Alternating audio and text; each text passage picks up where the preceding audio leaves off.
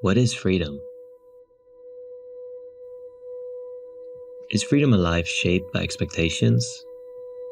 Doing the same thing day after day? Or is it something deeper? The opportunity to embrace life's adventures, to connect with the world around you?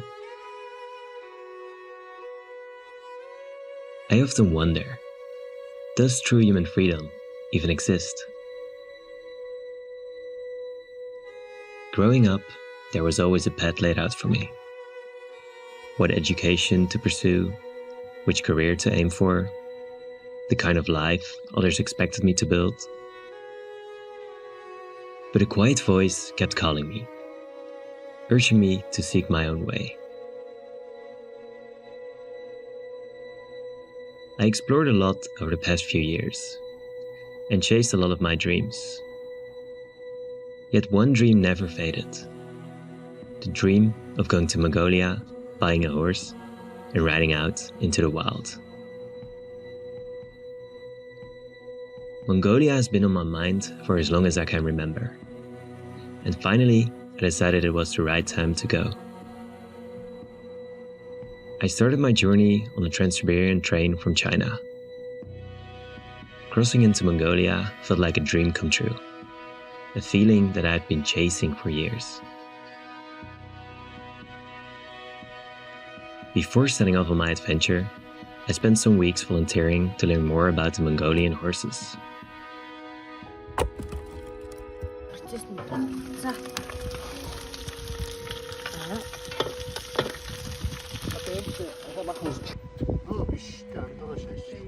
Hey, it's opening! Yay! Are you happy? Yeah. Yeah? Jan, you happy? Yeah, very happy. It's Oh perfect. yeah.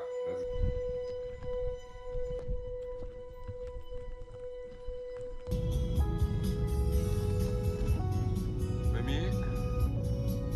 Kids?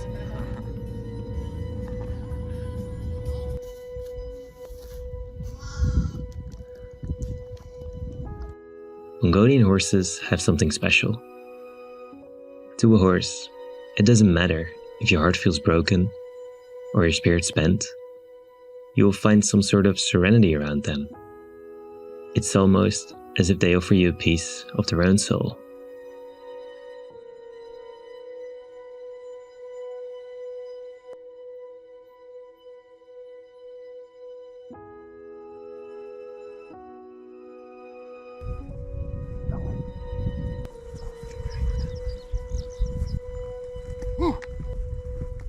We packed our horses and left behind the last signs of human civilization.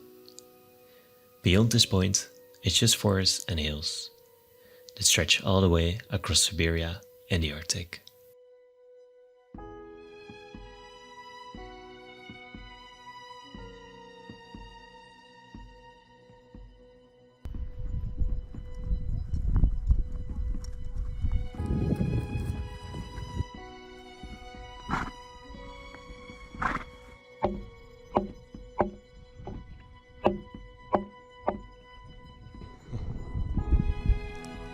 Do you like coffee too?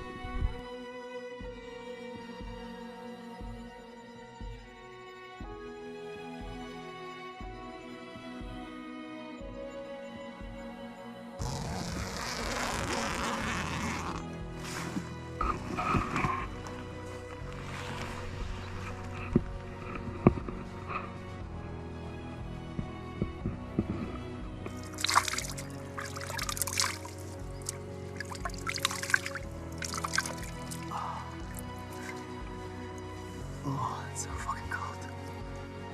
Ooh, good morning, guys.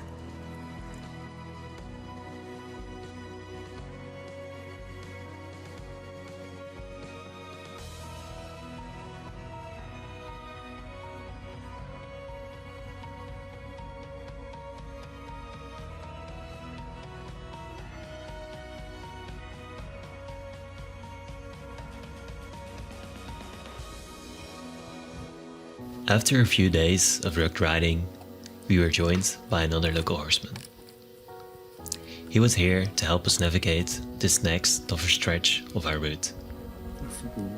That night, we set up camp beneath the Mongolian sky, reviewing the route, talking around the fire, and eating a familiar meal, meat soup. It was the same soup I'd been eating for the past 7 days, made from a small stash of dried meat and a sprinkle of salt, a diet as bare as the landscape itself.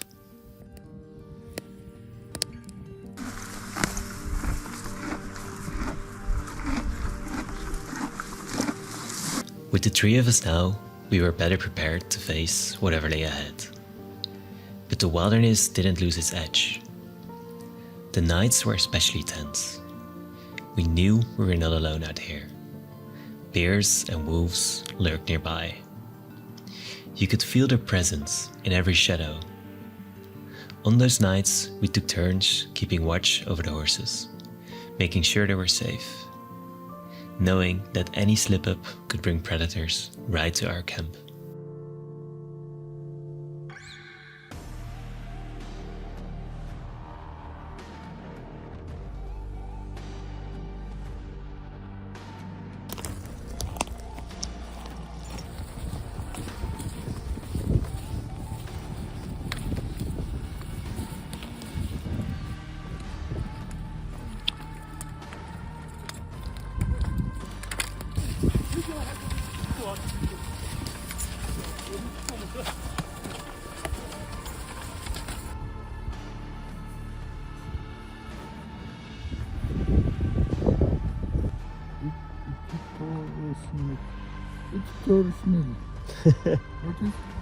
That is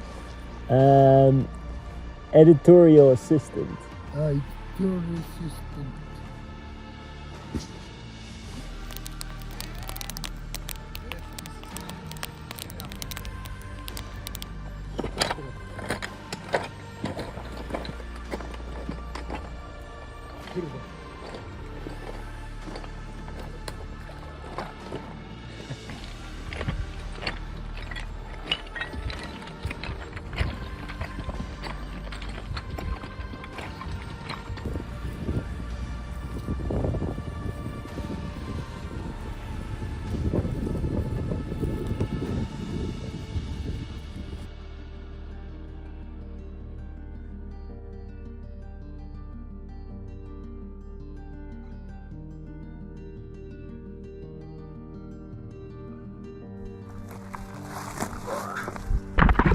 Check out this view. There's my friend Bartje. We rode our horses all the way there. Over there.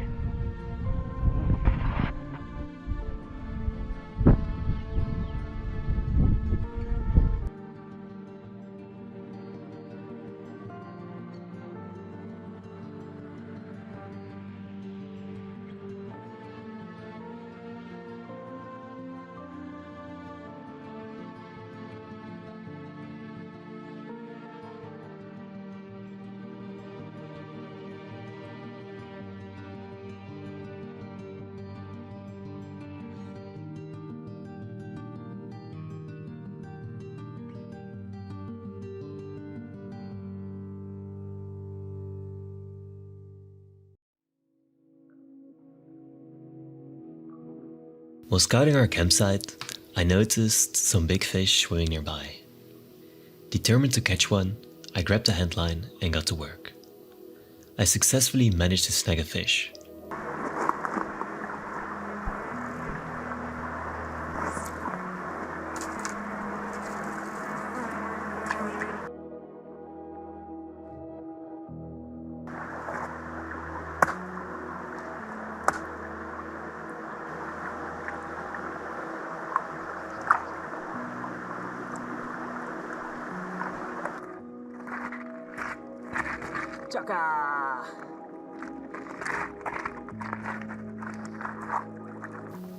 Holding my catch of the day, speared on the stick, I returned to our campsite, grinning from ear to ear. But as I approached, the guys stared back at me with horrified faces. Turns out, in Mongolia, fish isn't exactly a prized catch. They believe fish might bring bad luck, with superstition surrounding the idea that fish lacks the strength building power of traditional meats. Meat, in their eyes, is what shapes a warrior. Fish, well, not so much. I couldn't help but laugh at the irony, feeling like a man of the land, a true Mongolian hunter with my prized catch, only to realize I brought home the one thing they'd rather not eat. But we cooked it anyway, and I was happy to have something else than our daily meat soup.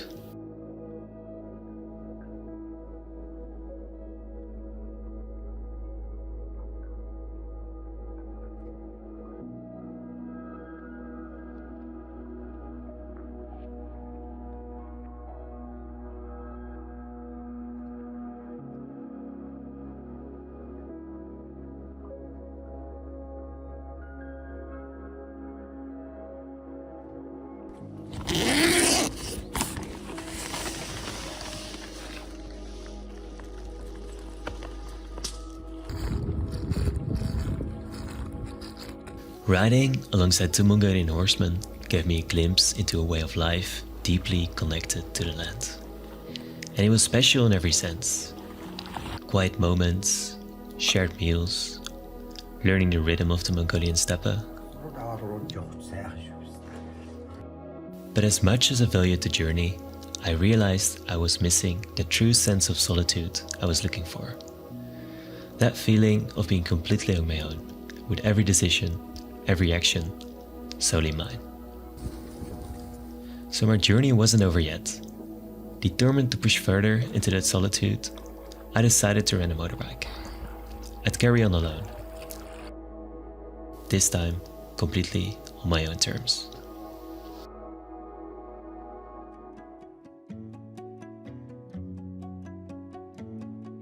After returning to Ulaanbaatar, I found a small shop that rented out motorbikes. There was just one slight problem. I'd never actually ridden a motorbike before. I didn't have a license, and I was planning to cover over 1500 kilometers into the middle of nowhere.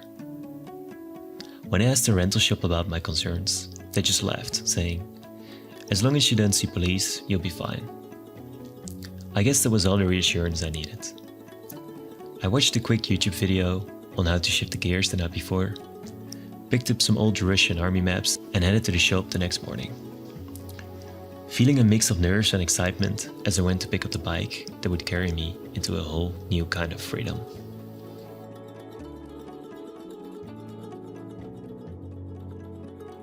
It was a rough start. Just 10 minutes in and I was already facing a big challenge. The road ahead of me transformed into a river from days of rain and snow. I scouted the bank, searching for a way through, but the bridge had washed away. Then I spotted some locals with their own bikes. I waved them over. They grinned and said, "Just go for it." Nervous about wrecking the bike so soon, I asked if they could do it for me, but they insisted, "You got this." So I've been on the motor for maybe 10 minutes and look what I just came across. Not sure how I'm gonna go through this, to be honest. Let's see.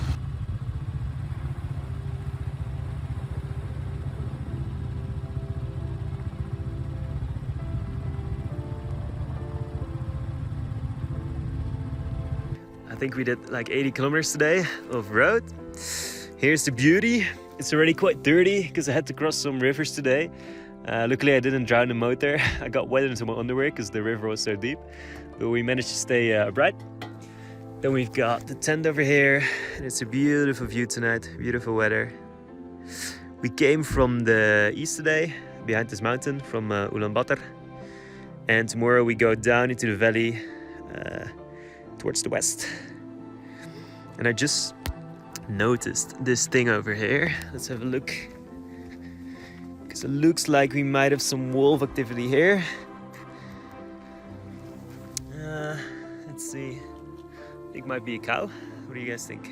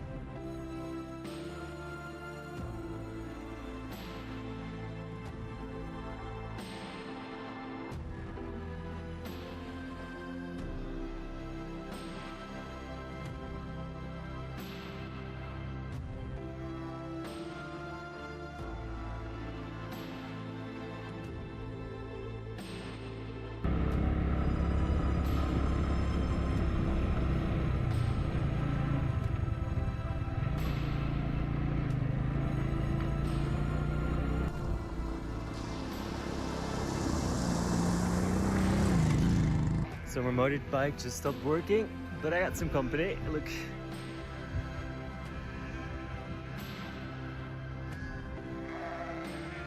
But I doubt they're gonna help me figure out what the problem is. It's just really stupid. I wanted to go up this hill here. I hit a rock, and then my motorbike just went sideways a bit, and because I have so much luggage, it was too heavy, so I tipped over. And then my motorbike fell on its side.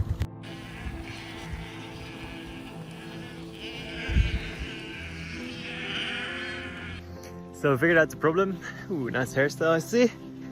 My gasoline tank was leaking, which is not good, but I fixed it, and somehow it fixed the engine problems as well. So motor starting again, which is great, so we can continue.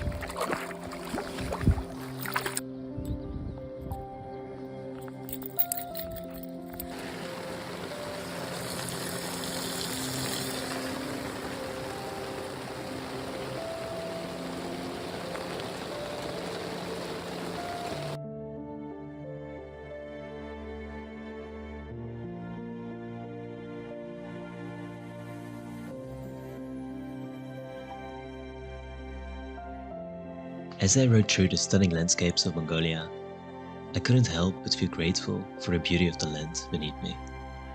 The vast steppe and rolling hills offered a sense of freedom that felt both exhilarating and humbling at the same time.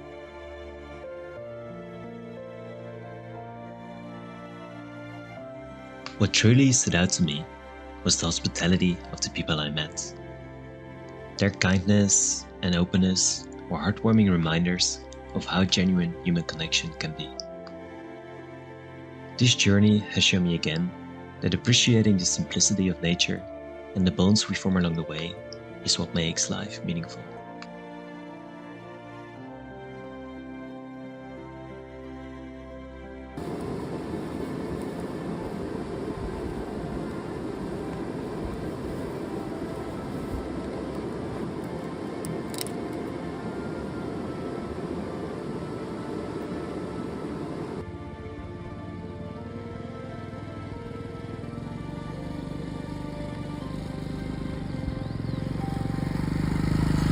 After a rough day of riding, I reached the quiet riverbank and began to set up my camp. Out of nowhere, two Mongolians appeared on horseback. They watched me from a distance at first. They seemed a bit hesitant, but after I offered them some bread, they came closer, curious and smiling. They didn't speak much English, but one of them invited me with some simple words. Horse milk, my house. I didn't hesitate and followed.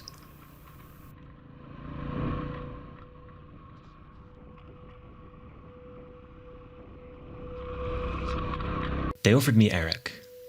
Arak is a traditional Mongolian drink. It's made from fermented horse milk. They keep it in a large bucket and add fresh milk every day to let it sour and strengthen. The taste is quite funky. According to the Mongolians, it will make you stronger. They told me it will make me a bit more Mongolian.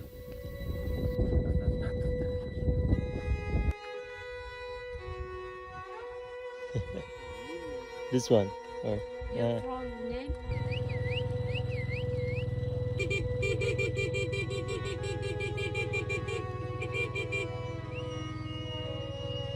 Beyond the Mongolian traditions, it was their kindness that struck me deeply.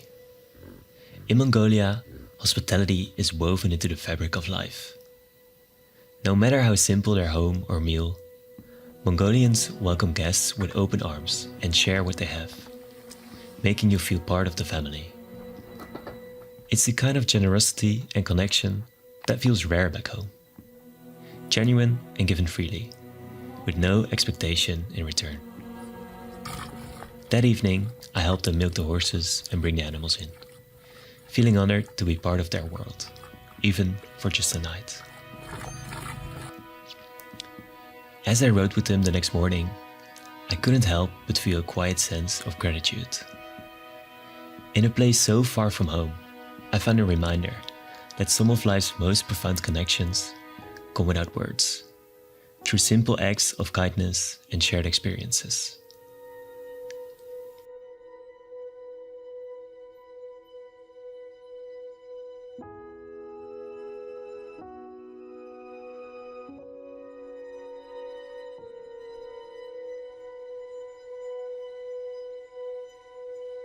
So I'm in the middle of nowhere, I just got a flat tire.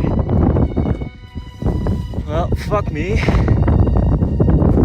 never changed the tire on the road back before and I have no idea how to do it, but I guess I don't really have an option about fixing it myself because there's nobody really anyone here.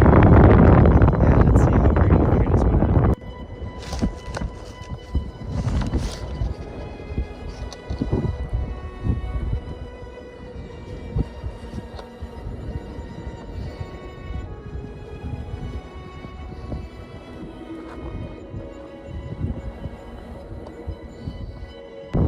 So I still managed to fix my motorbike. I don't know how, but I managed to do it, which is great. So, look, we got a new tire, old broken tire, and off we go. Hopefully we'll make it back to without any further problems, but let's see.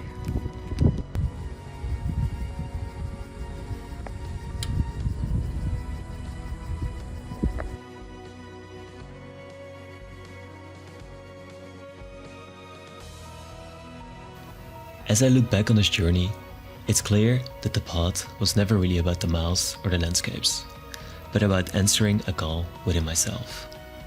A call for freedom and discovery. This trip taught me that true freedom doesn't come from reaching a destination, but from choosing to follow the path that feels right, no matter how uncertain it might be. So to anyone searching for their own path, I'd say this: trust the voice that calls you forward, even if it's just a whisper. Go to the places that make you feel alive. Find the people who make you feel alive. And believe you're allowed to chase the dreams that truly matter to you. Because in the end, freedom isn't just a destination. It's the courage to choose the life that feels like your own.